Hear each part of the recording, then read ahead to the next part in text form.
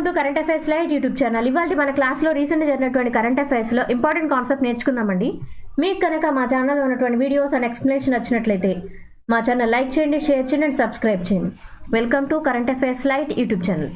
ఇవాళ మన కాన్సెప్ట్ వచ్చేసి world's largest facility design to remove CO2 from atmosphere.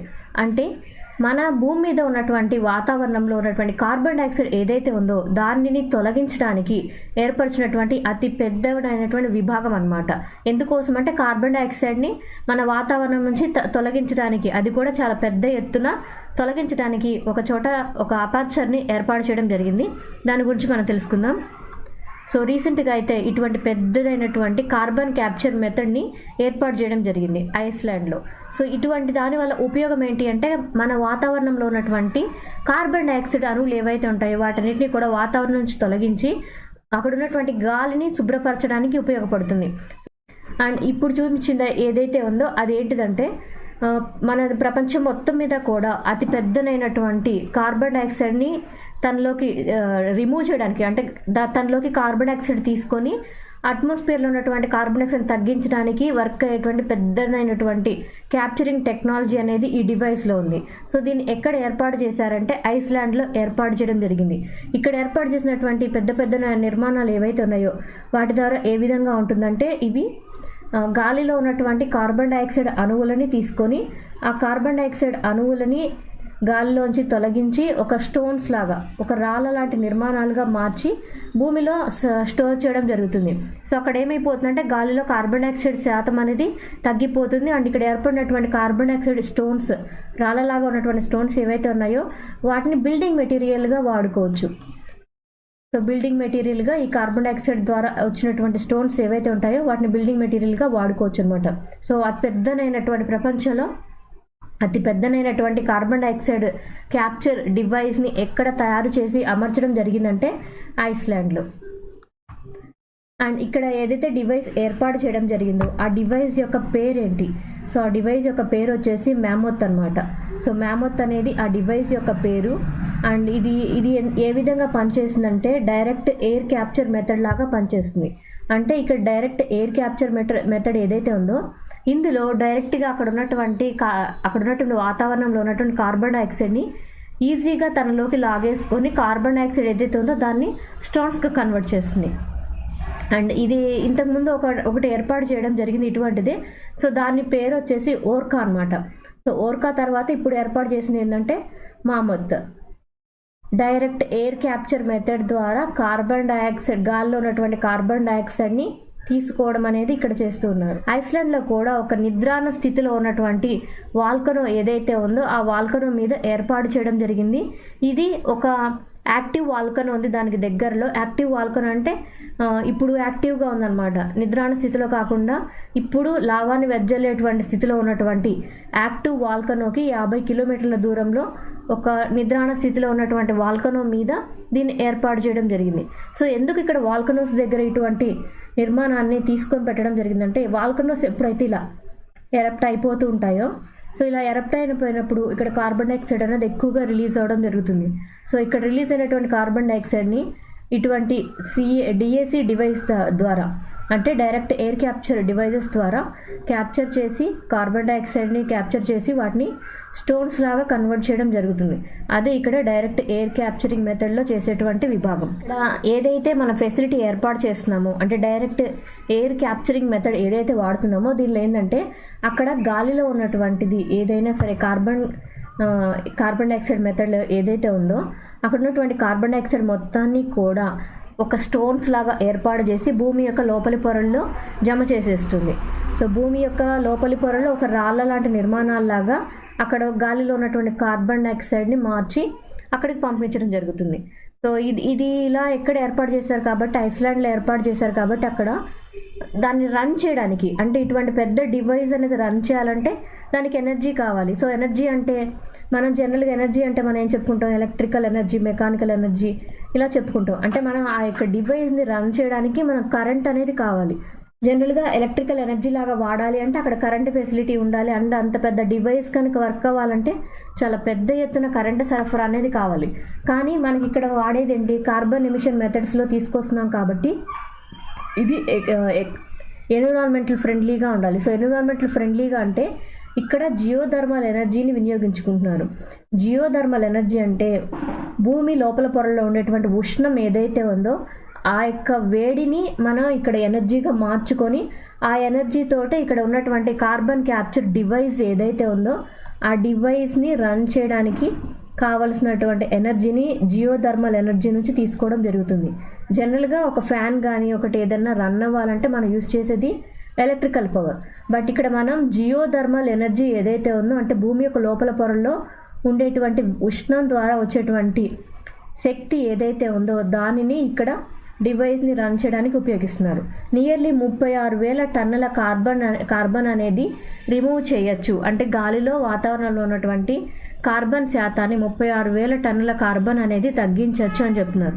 So ఇంత తగ్గుతుందంటే ఏ విధంగా లెక్కేసుకోవచ్చు అంటే మనం నియర్లీ 7,800 కార్లు కనుక ఒక సంవత్సరం పాటు రోడ్డు మీద తిరిగితే ఎంతైతే మనకి ఇక్కడ కార్బన్ డైఆక్సైడ్ రిలీజ్ అవుతుందో అంత కార్బన్ డైఆక్సైడ్ని ఇక్కడ రిమూవ్ చేయడానికి ఉపయోగపడుతుంది అనమాట.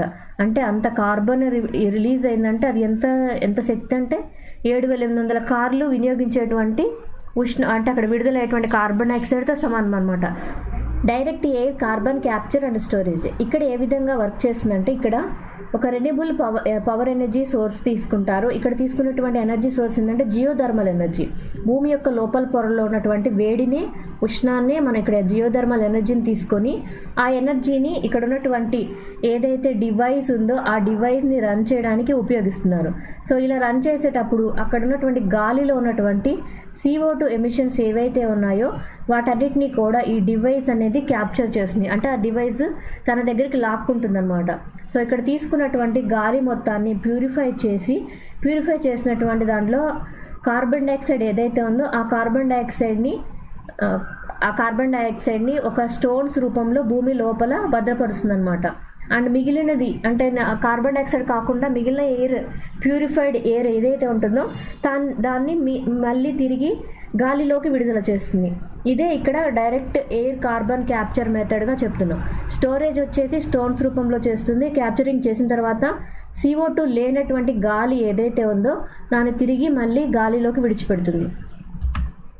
Direct air capture facility. So ఇక్కడ డైరెక్ట్ ఎయిర్ క్యాప్చర్ ఫెసిలిటీ అంటున్నాం. అండ్ దీని గురించి కొంచెం ఇన్ఫర్మేషన్ చూద్దాం ఎటువంటిగా ఉంటుందని. సో ఇక్కడ డైరెక్ట్ ఎయిర్ క్యాప్చర్ టెక్నాలజీ ఏదైతే ఉందో అది ఏ విధంగా అంటే కార్బన్ డైఆక్సైడ్ని మన ఉన్నటువంటి వాతావరణంలోంచి అట్మాస్ఫియర్లోంచి డైరెక్ట్గా తీసుకోవడం. కానీ మన జనరల్గా కార్బన్ క్యాప్చర్ అనగానే ఎలా చూస్తామంటే ఆ పర్టికులర్ లొకేషన్లోనే తీసుకుంటాం.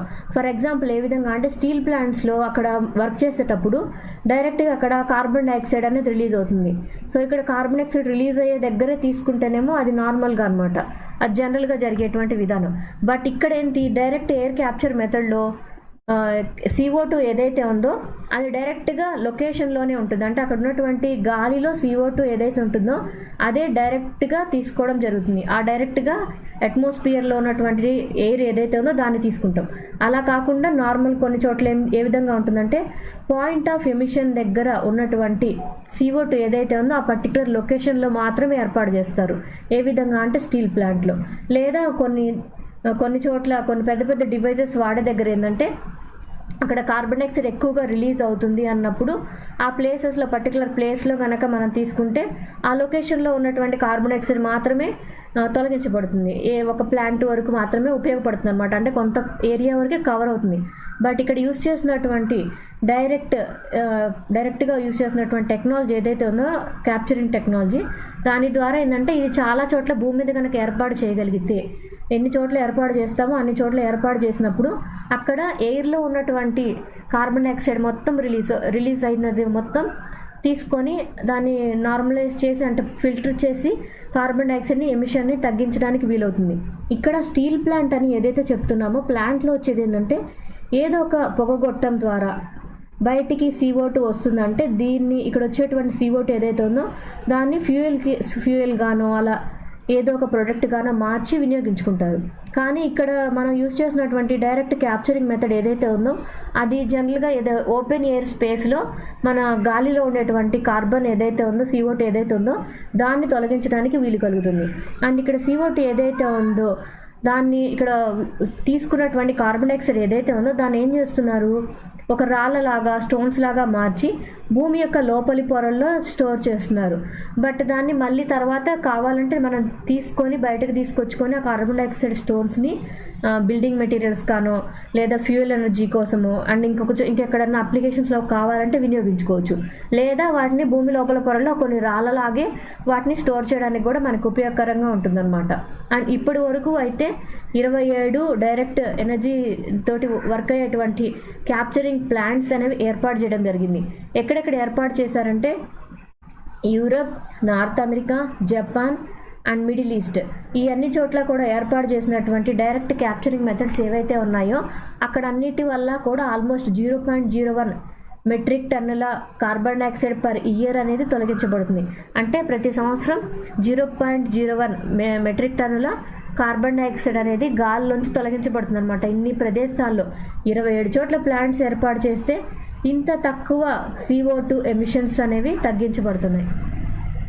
సో ఇక్కడ డైరెక్ట్ ఎయిర్ క్యాప్చరింగ్ మెథడ్ ఏదైతే ఉందో దానిలో ఏ విధంగా వాళ్ళు హైలైట్ చేస్తున్నారు వర్కింగ్ అంటే, ఇక్కడ ఏవైతే ఫ్యాన్స్ లాంటి నిర్మాణాలు ఏర్పాటు చేస్తున్నారో, ఫ్యాన్స్ అనేవి ఏవైతే ఏర్పాటు చేస్తున్నారో దానిలోకి ఎయిర్ అనేది వెళ్తుంది. సో ఎయిర్ అంటే నార్మల్గా కార్బన్ డైఆక్సైడ్ కలిగినటువంటి ఎయిర్, ఇంకా మిగిలిన ఏవైతే గాల్లో ఉన్నటువంటి అణువులు ఉంటాయో వాటినిటితో కూడినటువంటి ఎయిర్ ఏదైతే ఉందో అది ఫ్యాన్స్ లాంటి నిర్మాణాల ద్వారా లోపలికి ఆకర్షించబడుతుంది. అండ్ దీనిలోనే మనకి CO2 గాలి కూడా ఎక్కువగా ఉంటుందన్నమాట.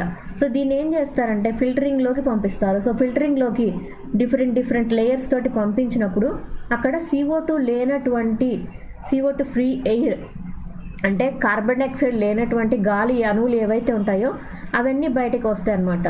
సో ఇక్కడ ఫిల్టరింగ్ చేసేటప్పుడు అది హీట్ చేస్తారు. అక్కడ ఉన్నటువంటి ప్లేట్స్ ఏవైతే ఉంటాయో అక్కడంతా ప్లేట్స్ అన్నిటిని హీట్ చేయడం ద్వారా అక్కడ ఉన్నటువంటి కార్బన్ డైఆక్సైడ్ అణువులు ఏవైతే ఉన్నాయో వాటన్నిటిని కూడా క్యాప్చర్ చేయడం జరుగుతుంది. ఇక్కడ క్యాప్చర్ అయినటువంటి CO2ని ఎయిదర్ గ్యాస్ రూపంలో అయినా కలెక్ట్ చేస్తారు, లేదా వాటిని స్ఫటికాల రూపంగా స్టోన్స్ రూపంగా అయినా మారుస్తారు.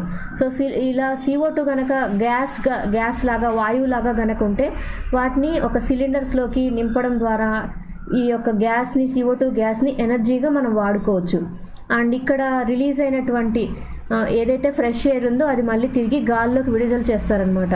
అండ్ ఇక్కడ స్టోన్స్ లాగా కనుక ఏర్పడితే ఆ స్టోన్స్ని మనం బిల్డింగ్ మెటీరియల్స్గా అండ్ సిమెంట్ని తయారు చేసే విషయంలో సిమెంట్ తయారు చేసే విషయంగా కూడా మనం దీన్ని ఉపయోగించవచ్చు.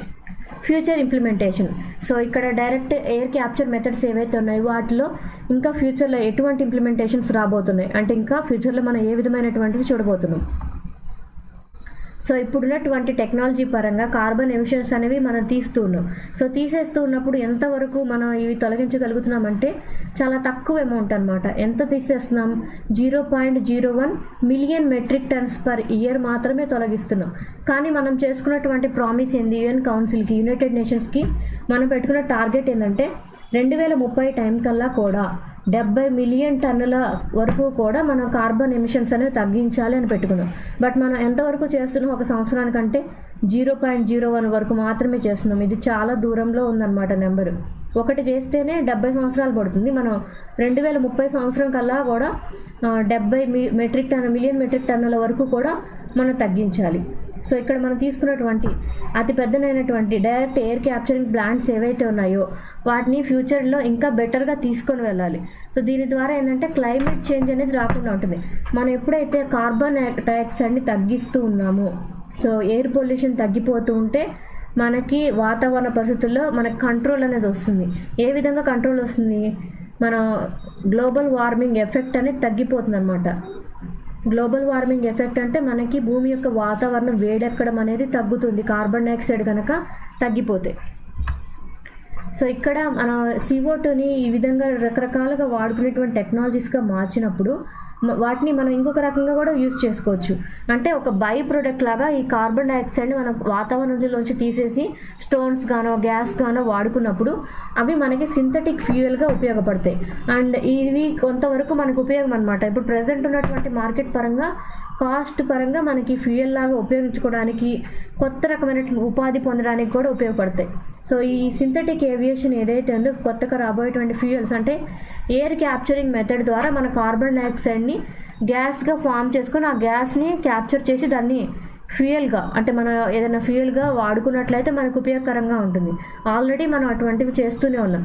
హైడ్రోజన్ని, కార్బన్ డైఆక్సైడ్ని ఫ్యూయల్గా వాడుకొని వాహనాలని రన్ చేయడానికి ఫ్యాక్టరీస్లో మనం దాన్ని కంబషన్ మెటీరియల్గా కూడా వాడుకోవడానికి మనకు ఉపయోగపడుతుంది అనమాట. సో ఇది కూడా ఇక మీదట మనం ఫ్యూచర్లో ఈ డైరెక్ట్ ఎయిర్ క్యాప్చరింగ్ మెథడ్ ఏదైతే ఉందో దానివల్ల మన ఫ్యూయల్ కూడా మనకి జనరేట్ అవ్వబోతుంది.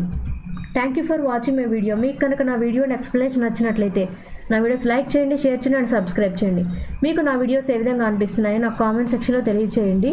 Thank you for watching my video. Thank you.